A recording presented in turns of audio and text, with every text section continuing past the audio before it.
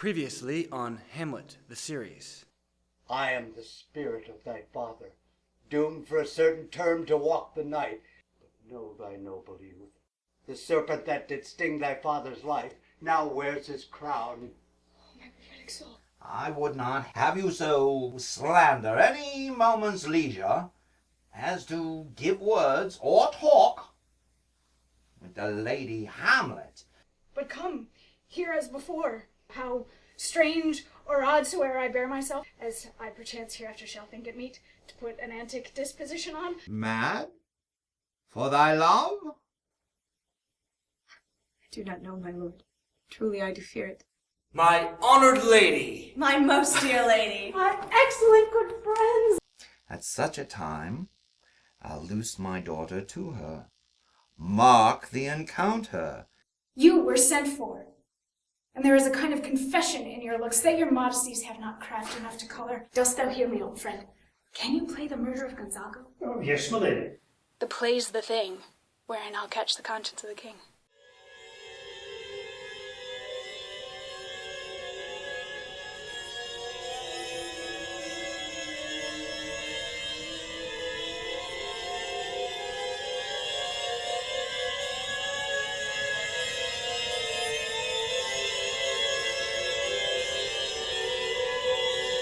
And can you, by no drift of circumstance, get from her why she puts on this confusion, grating all her days of quiet with turbulent and dangerous lunacy?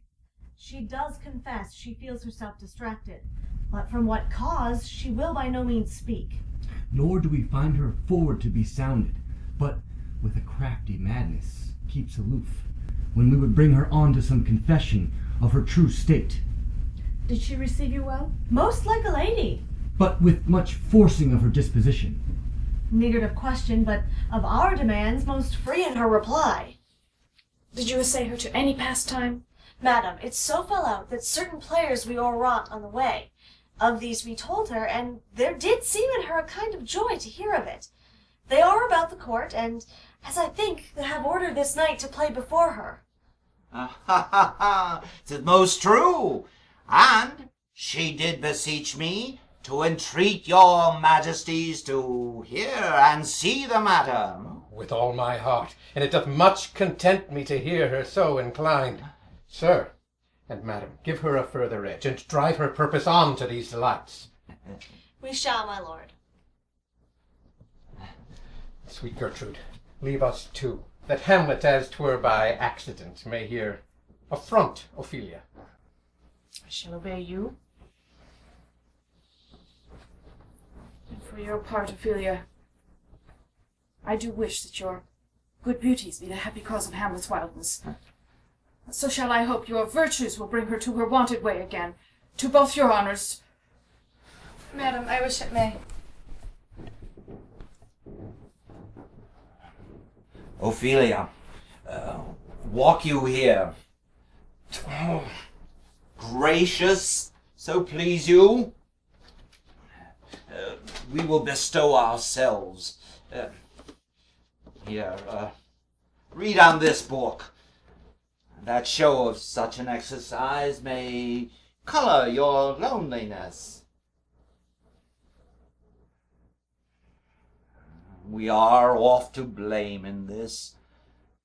'Tis too much proved that with devotion's vision and pious action we do sugar o'er the devil himself.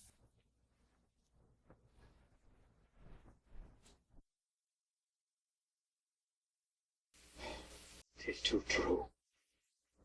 Oh, heavy burden.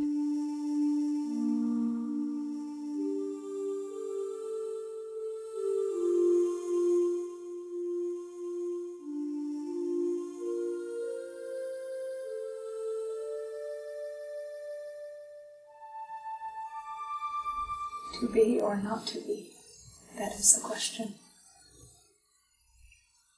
Whether 'tis nobler in the mind to suffer the slings and arrows of outrageous fortune, or to take arms against a sea of troubles and by opposing end them, to die, to sleep no more. and by a sleep to say we end the heartache and the 1,000 natural shocks that flesh is heir to. It is a consummation, devoutly to be wished, to die, to sleep. To sleep, perchance to dream, aye, there's the rub.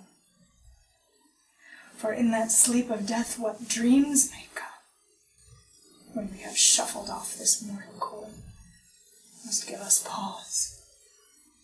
There's the respect that makes calamity of so long life.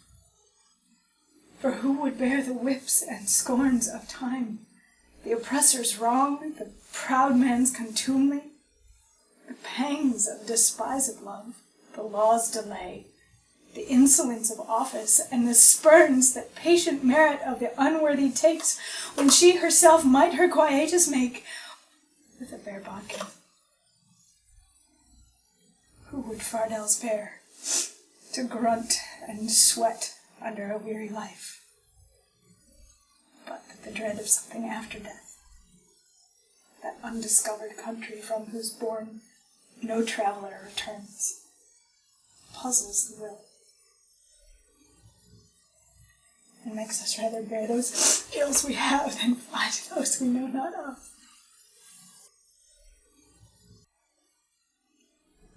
Thus conscience doth make cowards of us all, and thus the native hue of resolution is sicklied over with the pale cast of thought, and enterprises of great pith and moment with disregard of courage turn awry, and lose the name of action.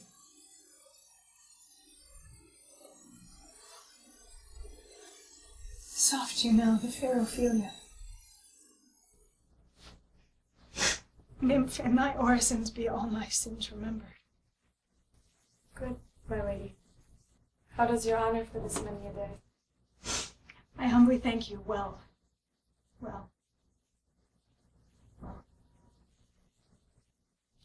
My lady, I have remembrances of yours that I have long longed to re-deliver. I pray you now receive them. No, not I. I never gave you aught. My honored lady, you know I well you did. And with them words of so sweet breath composed as made the things more rich, their perfume lost. Take these again, for to the noble mind rich gifts wax poor when givers prove unkind. There, my lady. Are you honest? My lady? Are you fair? What means your ladyship? That if you be honest and fair, your honesty should admit no discourse to your beauty.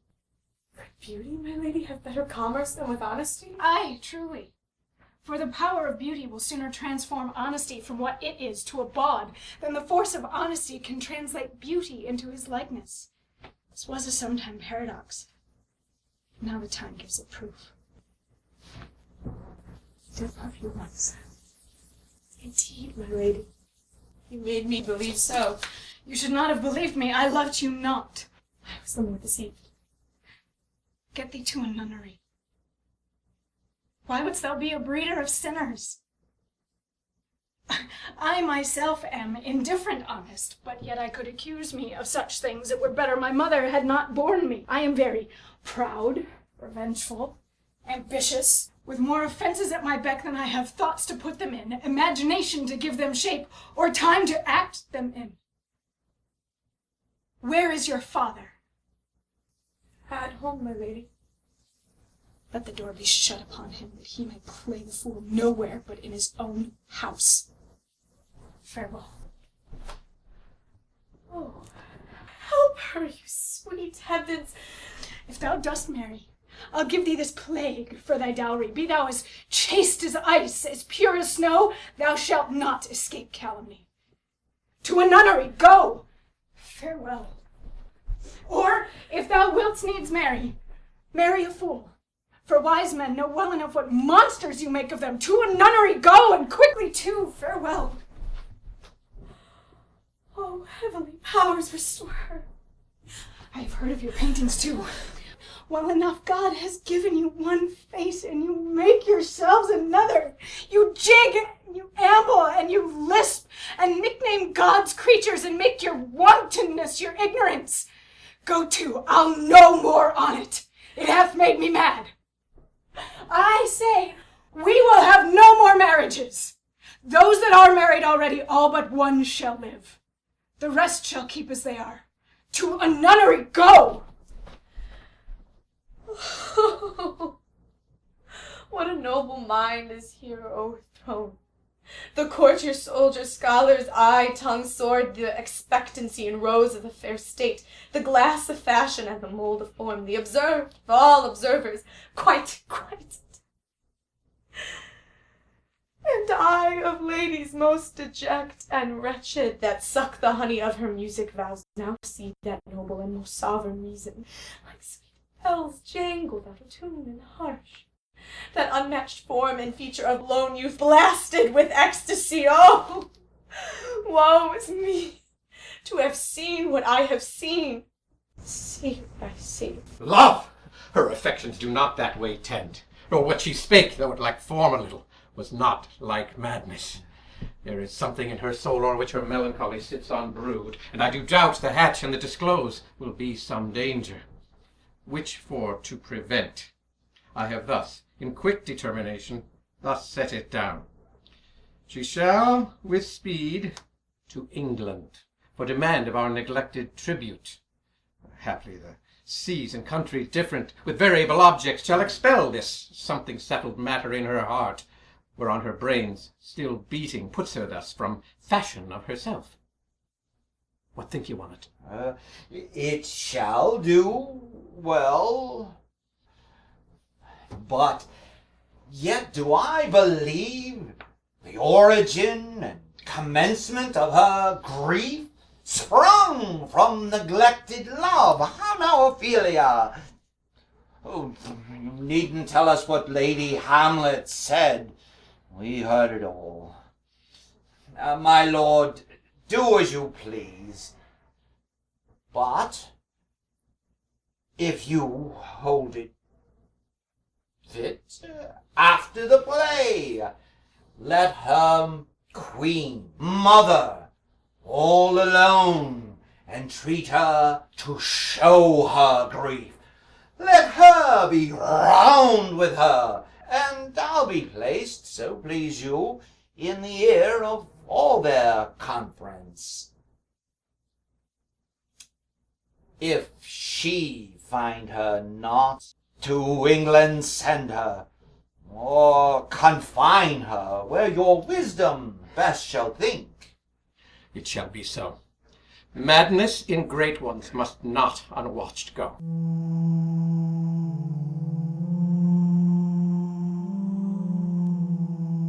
Be not too tame, neither, but let your own discretion be your tutor. Suit the action to the words to the action, with this special observance, that you overstep not the modesty of nature. For anything so o'erdone is from the purpose of playing, whose end, both at the first and now, was and is to hold, as 'twere, the mirror up to nature, to show virtue her features, scorn her own image, and the very age and body of the time his form and pressure. Go, make you ready. How now, my lord? Will the king hear this piece of work? And the queen too, and that presently. Bid the players make haste! Will you two help to hasten them? We will, my lady. What ho, Horatio? Here, sweet lady, at your service. Good Horatio, thou art even as just a man as ever my conversation coped withal. Oh, my dear lady. Nay, do not think I flatter. For what advancement may I hope from thee that no revenue hast but thy good spirits to feed and clothe thee? Why should the poor be flattered? Nay, let the candied tongue lick absurd pomp, and crook the pregnant hinges of the knee where thrift may follow fawning. Dost thou hear?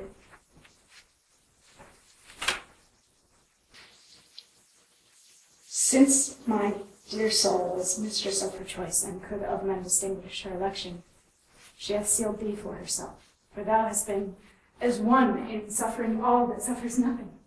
A man that fortune's buffets and rewards is taken with equal thanks. And blessed are those whose blood and judgment are so well commingled that they are not a pipe for fortune's finger to sound what stop she please. Give me that man that is not passion's slave, and I will wear him in my heart's core, and in my heart of hearts, as I do thee.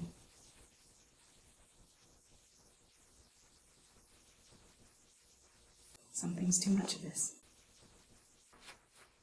One scene tonight comes near the circumstance that I have told you of my father's death. I pray you, when thou seest that act afoot, even with the very comment of thy soul, observe mine uncle. If his occulted guilt do not itself unkennel in one speech, then it is a damned ghost that we have seen, and my imaginations are as foul as Vulcan's stithy. Give him heedful note. For mine eyes will rivet to his face, and after we will both our judgments join in the center of his seeming. Well, my lady, if he steal aught while this play is playing and escape detecting, I will pay the theft. They are coming to the play. I must be idle. Get your place.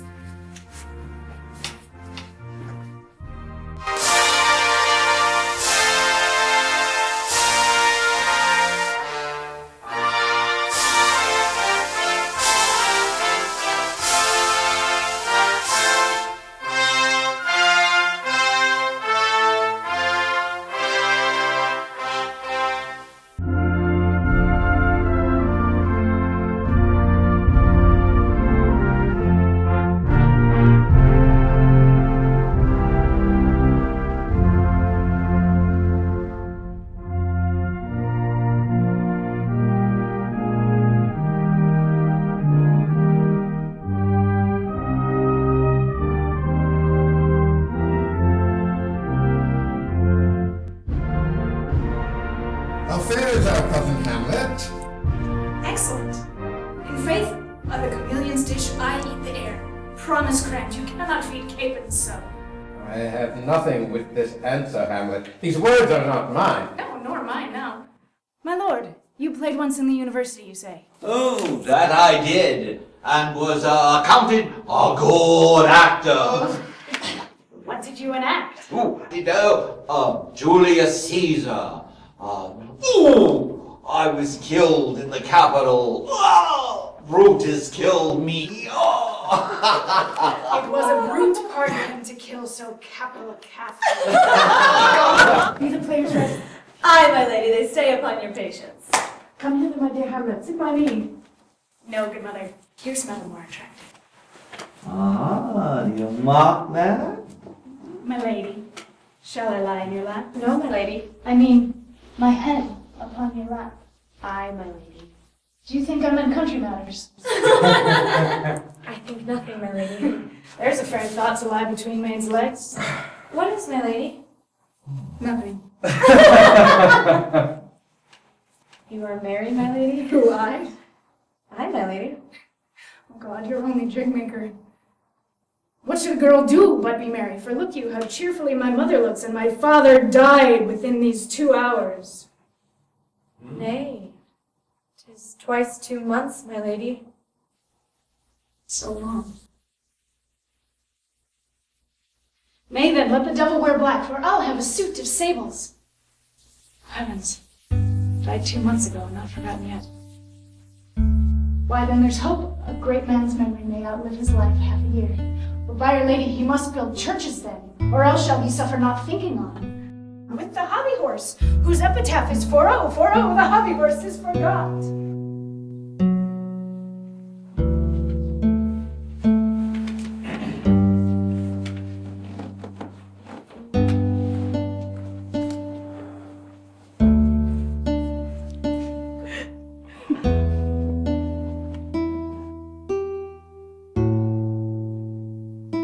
What means this, my lady?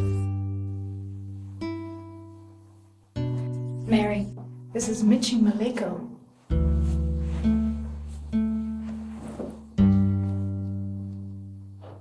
That means mischief.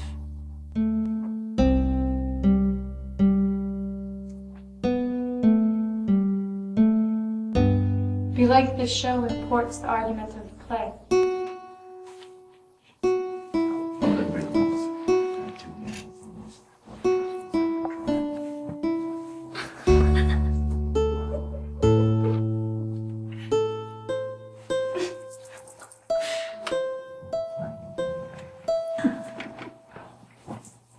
Oh, man.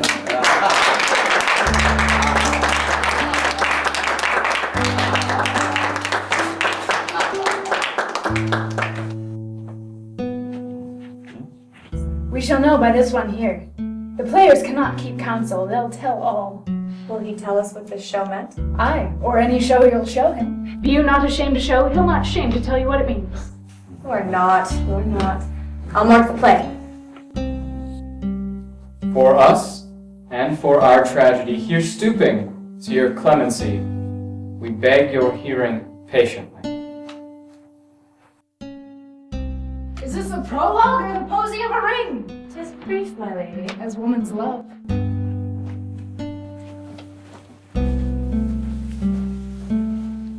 Full 30 times hath Phoebus' cart gone round Neptune's salt wash and Tellus o'er ground. And 30 dozen moons with borrowed sheen about this world have times 1230's been, since love our hearts and Hymen did our hands unite, co-mutual in sacred bands. So many journeys may the sun and moon make us again count o'er ere our love be done. But woe is me, you are so sick of late, so far from cheer and from our former state that I distrust you. Yet though I distrust, discomfort you, my lord, it nothing must. For women fear too much, even as they love, and women's fear and love hold quantity, either none, in neither aught or in extremity.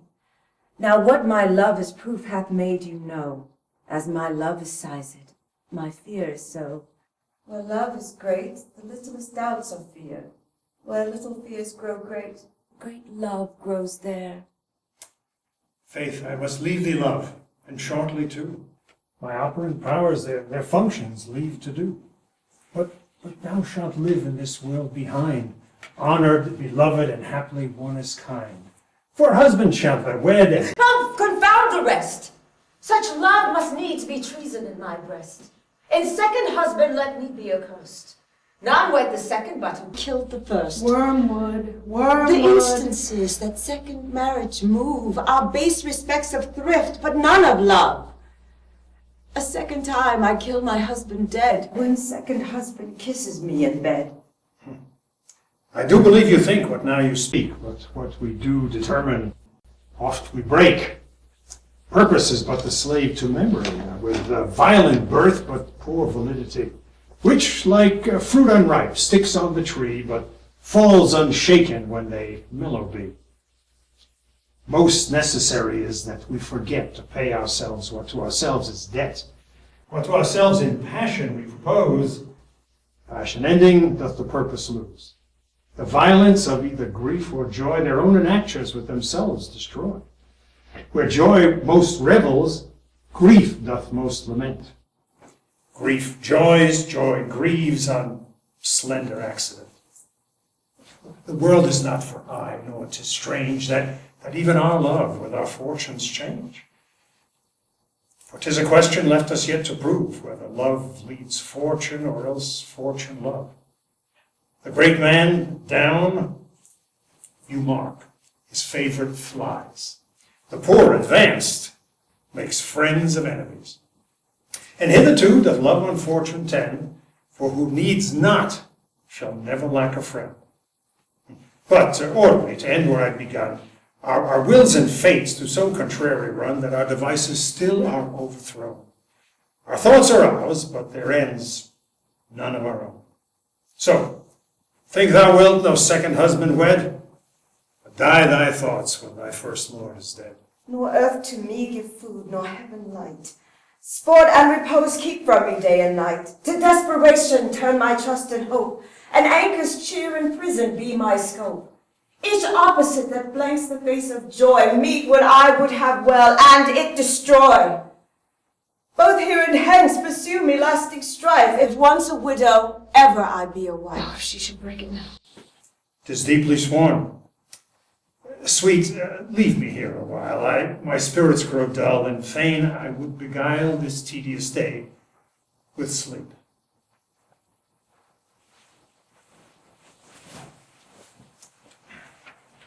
Sleep, rock thy brain, and never come mischance between us twain.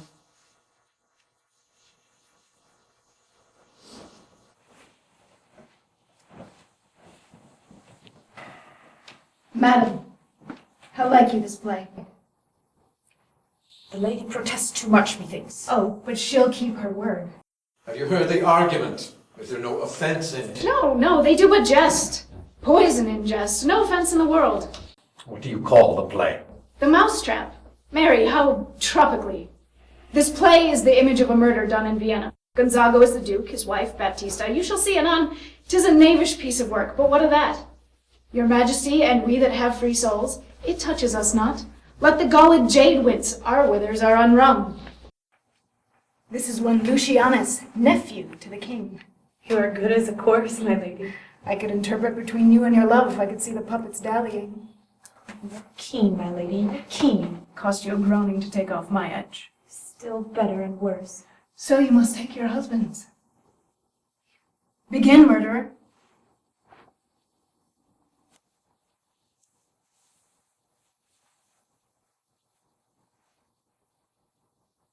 Pox, leave thy damnable faces and begin.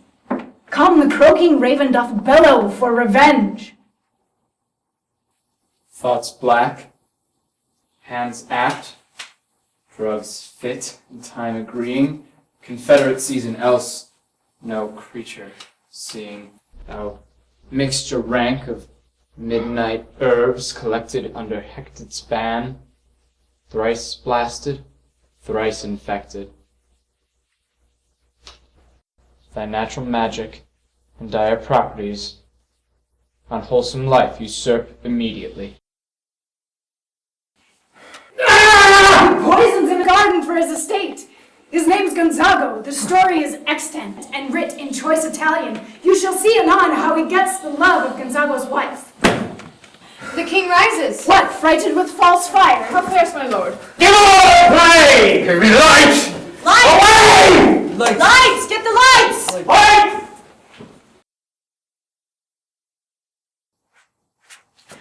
For let the stricken deer go beat the heart ungodly play. For some must watch, while some must weep, so runs the world away. Oh, would not this, with a forest of feathers, if all my other fortunes turn Turk with me, with 2 provincial roses on my raised shoes, earn me a fellowship in a crowd of players. Half a share. Whole one, I, for thou dost know, O dame, and dear, this realm dismantled was, of Jove himself, and now reigns here a very, very pageant. You might have rhymed. Oh, good Horatio, I'll take the ghost word for 1,000 pound disperceive. Very well, my lady. Upon the talk of the poisoning. I did very well note him. Ha! Come! Some music! Come, the recorders! For if the king like not the comedy, why then be like he likes it not. Pretty, come! Some music! Good, my lady, vouchsafe me a word with you. A whole history, sir.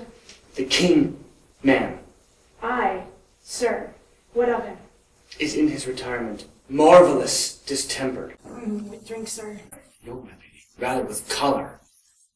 Why, then your wisdom should show itself more richer to signify this to a surgeon, for me, to put him into his purgation would perhaps plunge him into far more color. Nay, good, my lady, put your discourse into some frame, and start not so wildly from my affair.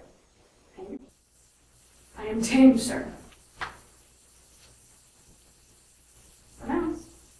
The queen, your mother, in most great affliction of spirit, hath sent me to you.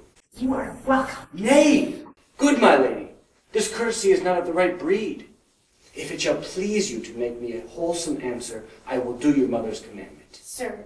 If not, your pardon and my return shall be the end of my business. Sir, I cannot What, my lady? make you a wholesome answer. My wit's diseased. But such answer as I can make, you shall command. Or rather, as you say, my mother. Therefore, no more. What to the matter, my mother? Then thus she says, your behavior hath put her into admiration and amazement. Oh, wondrous child, that can so astonish a mother. What, is there no sequel at the heels of this mother's admiration? In part. She does desire to speak with you in her closet ere you go to bed. We shall obey, were she 10 times our mother. Have you any further trade with us? You once did love me. And so I do still with these pickers and steers. Good my lady, what is the cause of your distemper. You do surely bar the door on your own freedom if you deny your griefs to your friends. Ma'am, I lack advancement. How can that be when you have the voice of the king for your succession in Denmark? Aye, but madam, while the grass grows... Proverb is something musty. Why do you go about to recover the wind of me as if you were driving into a toil? Oh, my lady, if my duty be too bold, my love is too unmannerly. I do not well understand that. Will you play upon this pipe? My lady, I cannot. I pray you. I cannot. I do beseech you. I know no touch of it, my lady. 'Tis as easy as lying. Govern these vintages with your finger and thumb. Give it breath with your mouth, and it will discourse most eloquent music. Look you, here it stops. But these I cannot command any utterance of harmony. I have not the skill. Why, look you now, how unworthy a thing you make of me. You would play upon me. You would seem to know my stops. You would pluck out the heart of my mystery. You would sound me from my lowest note to the top of my compass, and there is much music, excellent voice, in this little organ, yet cannot you make it play. Do you think I am easier to be played on than a pipe? Call me what instrument you will, though you can fret me, yet you cannot play upon me. God bless you, sir! My lady, the queen will speak with you, and presently. Do you see yonder cloud that's almost in shape of a camel?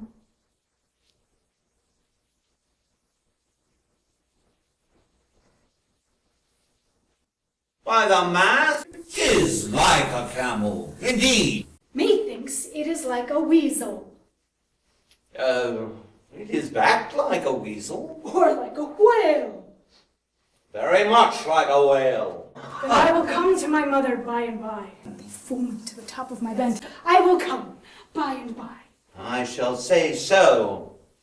By and by is easily said. Leave me, friends.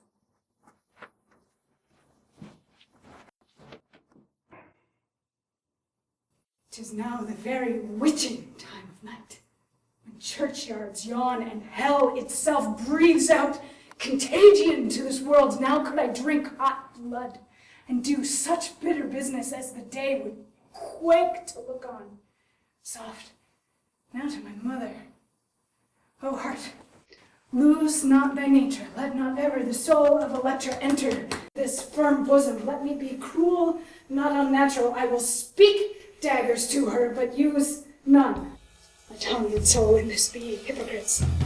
How in my words soe'er she be shent, to give them seals never my soul consents.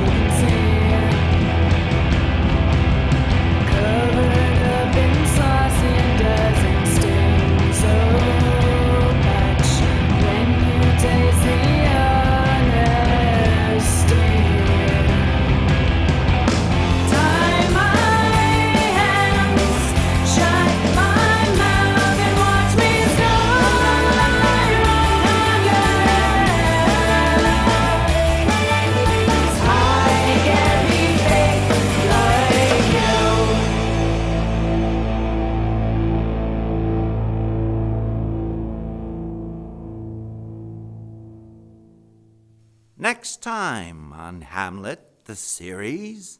I like her not, nor stands it safe with us to let her madness range. The terms of our estate may not endure hazard so dangerous as doth hourly grow out of these lunacies. We will fetters put upon this fear that now goes too free-footed.